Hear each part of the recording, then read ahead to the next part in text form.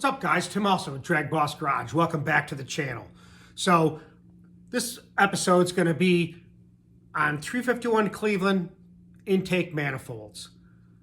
So I kind of got to this topic on twofold. The first is our membership is coming up with Darin Morgan and myself. He's joining DragBoss Garage. We're going to have a whole separate membership area devoted just to our stuff, specifically cylinder head development and induction and everything in between. So it's going to be a symposium of knowledge, we'll say. So right now we're building a repository. I want to be able to have something there, if you're a member, that you can go there and have at least, 5 hours worth of videos, seminars, talks, place to put your questions, anything that you want to learn when it comes to cylinder heads. That's going to be the place to go. And the last live chat we did, there were a lot of guys from in the know, professionals there, enjoying it and asking questions. So I think this is going to be a place where you're not going to find another place like it. So we're talking about what topic should we do. Now, one of the last questions that we had was from a subscriber from Australia asking about the cloverleaf in the Parker funnel web. You know, does it help? Do you need it? Should you take it out? So we started talking about that, and he said, you know what, let's do this. We're going to do a whole series on intake manifold spacers, all the different types that are available, what you can do to make them better, when not to use one, anything to do with a spacer. Then you start talking about the plenum. We're going to break it all down into series and go right through it. So it's going to be broken down into many different divisions, we'll say, or playlists with all specific things, such as tools of the trade versus, here, you want to start learning how to port. Here's Darin's first lesson. This is what we're going to start doing. I'm going to probably join along with it. So I don't know where it's going. It's all, like I said, under construction, but it's strong construction. Like I always say, knowledge is power, and that's what I'm going to try to bring to you as much as I can. Back there is about every Cleveland intake I own as far as a single plane intake. I don't really own any dual planes. I do, performer, sorry. But the point is, I got a message from Revan Evan, and he said, hey, Tim, he goes, can you tell me what these intake manifolds are? And one was a Weiand Tunnel Ram, one was a Torker for a Cleveland, one was a Shelby intake for a Cleveland. And the carb, I think, was a 6464 because I have a couple of them sitting right there. So I told him what they were and what I would pay for them. And he ended up buying them and made a video on it. So he got a hold of me and he said, you do a lot of live chats. I said, yeah, I do, man. I really enjoy doing that. I'm trying to record history, and it's great to talk to these guys, and I just enjoy it. He said, well, we should do a live chat. And I said, yeah, let's do it. I'll help you set it up and stuff because he's never done it before like that. Now, he's been around a long time, dude. He's been way back. I remember him back in the NMRA days, back in the early 2000s. He was back in the 5.0 days for, I think, Mustang and muscle fast forwards and Mustangs, I think it was. I don't know. We'll let him tell you. But we'll do a live chat together. We'll get to see what he's got to say. He wants to come out to DragBoss Garage and take a tour. Hopefully I have the cars back then. He can do a quick video on them. But he asked me about him, and I said, you know what? I'll give you some specs on him, what I know about him. And I said, I'm going to bring these intakes out anyways, and I'm just going to run down through them, give you guys some information on what I know about them. There's a lot of intakes out there that I didn't even mention, and I'll mention them now just so guys don't say, oh, you didn't mention this. I don't have any Offenhauser, no TFC, although I've had it before, no Higgins, no Scott Cook, although I do have an Air Supremacy. You've seen that before. No CHI, no active. Yeah, so check out Revan Evan's channel. It's a cool channel. He does a lot of in-depth stuff, and we're going to hook up. And I can't wait to get this membership going for DragBoss Garage. I already got the merch going. It's coming, man. Slow but sure. Good things take time. Let's check those intakes out.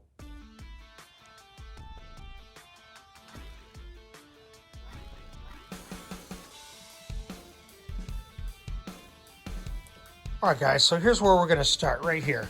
Everybody's heard of the famous Holley strip nominator for the 351 Cleveland. It's supposed to be the best intake out there. Guys swear by it. I've never even had a car with one. I've only had a Torker. But there it is. You know, it's got the air gap. It's one of the early air gaps. These things are from the mid-70s. Mark Campbell is one that designed these. I had him on here for a chat. But you can see it's a spread bore. You know, 71 Cleveland's had a spread bore carb. The Boss 51 was a spread bore. So I don't know if that's why they designed it like that. You can see the runners are not really, they're pretty rectangular. They don't have a good shape to them. 90 degrees right here. It's obtunded here a little bit and here. I don't really care for that, but it seems to work well. With a 1050 on my wife's 350 Ward Cleveland with stock iron heads, it made 615 horsepower. So it's probably good. I've heard people say $8,000 without any problems. And it's a good street manifold. So there you go. Sought after. You can buy them from anywhere from, you know, $400 to $1,000 maybe for something on OS. Here's the Torker. Another great intake. I've always had good luck with these darn things. I like the plenum of the Torker because it's a square four-hole. It's got a good entrance. Look at that. It's not bad. And one of the things I can tell you is the Torker's got some good air or sight of view, line of sight. Look at that end runner. At least you can see something back there. Now, you do a little work on here, and they're not too bad. I've gone 1077 with a stock Torker, 377 cubic inch at 34.95 pounds. So I used a spacer on it. I think they need way more plenum up here. They had another, I think it was the Scorpion that had a built-in, or tarantula or whatever it was. You guys comment on it. You know it better than me sometimes. Now here's my Holley strip dominator that I ported, and we're going to dyno test that and see if it picks up from 615 horse on that stock setup. Yeah, I think it will. Now here's the Weiand intake. I was never a real fan of the accelerator. Don't know much about it. It's probably the same type of thing. You know, the Torker might be good to 7,000, they say. I've had it up to 7,800, 7,900. These are probably, looks like this might be 6,000, 65. Real low runners, not too performance oriented to me. That plenum just isn't the best. Now this I got from Tom Magyar. This was this is the prototype Jack Roush single plane intake. This is where they made all the Jack Roush engineering and Ford Motorsport intakes from, is this. This is a Ford 9424, and it's got a part number. I can't really read it, but it was on the Super Stocker Maverick that ran in the low 10s. Name escapes me right now. I'll put it in here as a note. Now, here's the one most popular single plane type intakes, and that's really all I'm talking about is single plane stuff. These are all the Jack Roush engineering motorsport intakes. So they made them for 9.5 and 9.2 deck heights. They all had the same part number, M9424-A351 is 9.5 deck height, and A331 was a 9.2 deck height. The A331, like these here, this one is kind of stamped up in here. It's hard to see. But they had that back cut out, and they're milled for 9.2 deck height, whereas these are more thicker for 9.5. Now, these were a cool intake also. These were the Edelbrock Victor series. Now, they had a intake called the Victor 351Y. Now, this was also, again, like these SVO or motorsport type intakes here. These were all set up for the raised port intakes, like the A3, B3, C3, all the way up, even the Yates type stuff, although they had a different intake. This is more Cleveland based. These, they say, were good to up to 8,000 RPM. I know I think Fred Carlier has one and ran it on a set of Blue Thunder 3.6s. So it's got a nice plenum. You know, it's got some good shape to it. You can see the roof smooth down here. Could still even benefit from that, but it's nice, I'll tell you. But there again, you can't see line of sight there like you can that Torker. Here's a Ford Motorsport. We'll look in this. Now this one's got some work on it, I'll tell you. It's really nice. Again, this is all cut down here through this area. The same through here, as opposed to stock. See this big lip right here? That's all cut down on that other one there. Still, a good place to start to work with for a grinder. Now the next one here is another Victor, but this is the 351 AH, and AH stood for aluminum head 2. Again, for the raised intake ports, I like the SVO type heads. Good 8 grand. Doesn't look much different from the other 351Y. Really, these are the things that would be fun to test. Dyno test the engine, switch this intake, and just see what it does without doing any kind of changes to it. Now, as we move back here, there's another intake. This is another motorsport intake. This is a M9424, and this is an E351. Now, I don't know much about it. I'll tell you, the thing's heavy as heck. And when you look down in that port, look at that.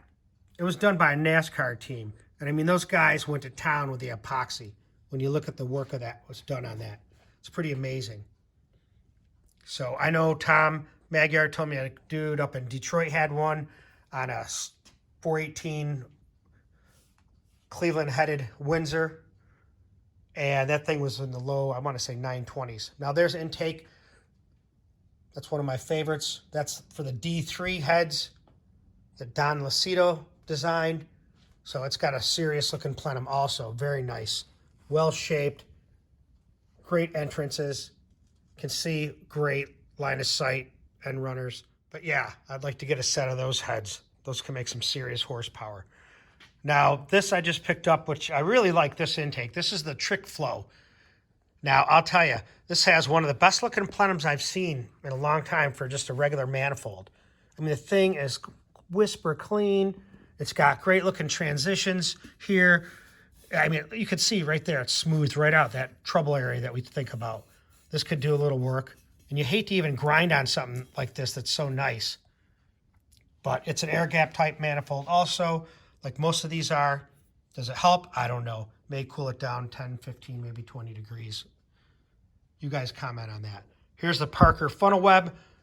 Never tried this type of intake.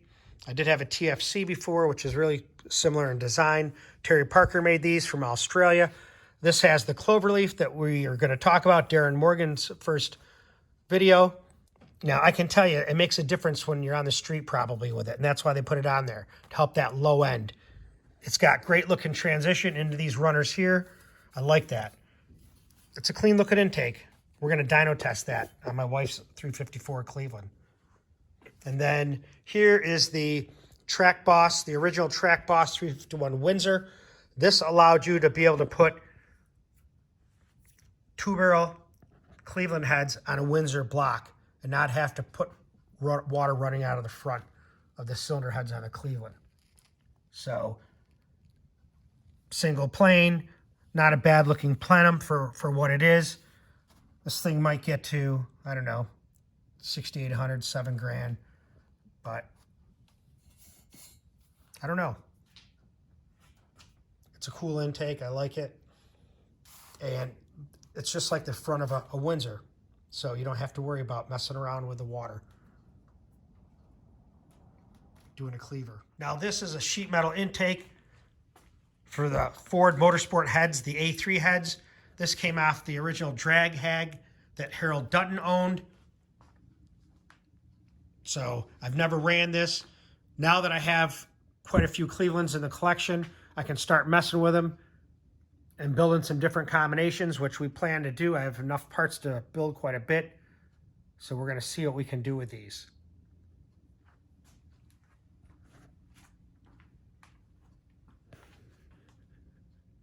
Okay, guys, I wanted to show you another version of the Weiand Tunnel Ram. Now, Revan Evan had a version. I think his was earlier than this. This has the ribs in the valley tray. You can see them down in here. Whether they aid to cooling, I don't know. But it's one of the cool-looking tunnel rams for sure for a Cleveland because individual runners are already casted in.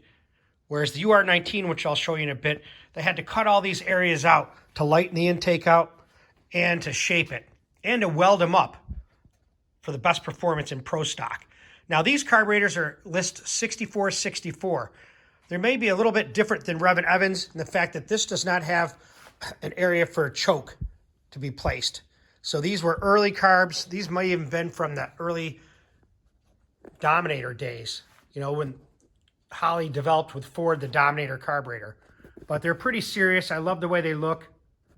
Now here's the plenum for that tunnel ram, the Weiand. Now this top did have a 4-hole. These were connected, as was this, and it was a 4-hole top, because I had one that was mint and it was 4 holes. So when I got this, they had cut this out, which will be a good talk about Darin's plenums, spacers, cloverleaf discussion. However, we're going to break that down. But you can see the work that was done here. Just try to start smoothing this out. I want to make this nice and concentric and get rid of any abruptions. So it really has to be bolted on to lined up and see what you have to do. Now, the thing about the tunnel rams, whether it was for the Weiand or the UR19, they had a real issue here. It's really not a real issue, but this is where they have a problem area, right here. This transition from the top to here. It bends here, and the air does not want to bend a corner, and that's where you end up with a lot of issues, with the air hitting this side here. Bam, bam. It needs to come out, and that's what they did with the Pro Stock tunnel rams. You've seen my videos on that. Now, let's look at the UR19. Yep, I got to get this back together, hopefully this week. Now, here's my wife's 354 cubic inch Cleveland with a Holley strip dominator, the single 1050, and the adapter, with an adapter from a 4500 to a 4150 carb, nothing done to it. It made 615 horse with these stock iron heads, nothing done to them. So since then, I poured the intake, which you saw. Now I added a crank trigger setup, and I'm going to get rid of that distributor. The crank trigger will be much better. But I really love the UR19. You can see that. I mean, it's a dominating package, dude. This is what Bob Glidden ran. Dino Don ran it. Most of the guys would run the UR19. I just think it's because of the way it was set up. The runners are a little bit better. The plenum's a little bit larger, although too large, I think. But they used to cut these down, and I'll show you a picture of a Pro Stock tunnel ram I have. Cut all this out of here to lighten it up and to individualize the runners so they could shape them better.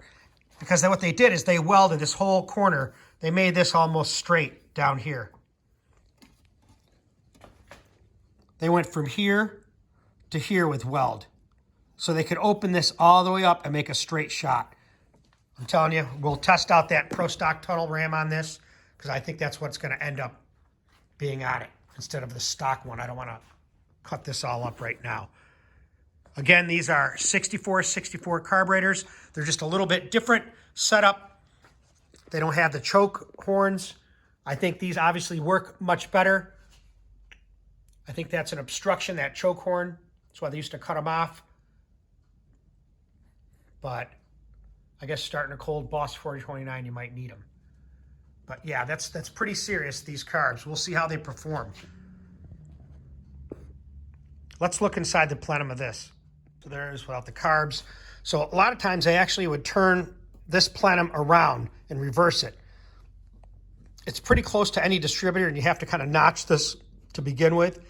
But when they turn it around, they had all this area to deal with. So they actually would cut this right out, or cut a big section out, a big U, like some that I have, and put a plate in there and make that plenum smaller, make it fit more directly towards the runners. Get rid of this dead area that's up in here. The same thing with here. They would put epoxy in here and streamline that air going down in here. So now these are the runners here. Now they're not lined up, and you can see when I move it, but once you get it bolted in place, then you want to go ahead and you want to massage these areas. So you want that a smooth transition. Get rid of that. And now you can see what I'm saying by the bend that air has to make. This area right here. Boom. Boom. So they welded all the back of that intake. Then they could weld that straight, which I've showed you again, intakes like that. But this is probably the only NOS UR19 you're going to see. I doubt someone had showed another one previously, but that thing I think had been bolted on. This thing's factory. You know, as far as RPM ranges go on that tunnel ram right there, I mean, that thing's probably good from, I would say probably maybe 35, but at least four grand up. You know, they could run 10 grand in the Pro Stock days, and that was with at least with a UR19. I don't think that intake manifold design would inhibit that. You do a little work on it, I think you'll get a big increase in power. Whereas this guy, this was Glidden's go-to, dyno's go-to, the UR19. It's a serious looking intake. When you see the Pro Stock ones and we try to test them and see what kind of power they make, you'll see why I'm kind of hooked on this Pro Stock Cleveland era, which I'm going to start producing a lot more videos on this now that I have my resources coming together. Because I want to know how much these things made. We're going to know. My wife's going to have a killer car on the street with that thing sticking out of the hood. Yeah, it's going to be fun. And a stick. I think she's going to be running 10-O's. So I'm glad you guys are here at DragBoss Garage and got to maybe learn something about 351 Cleveland intakes. And I appreciate you being here. Stay tuned, because you know what? I'm just getting started.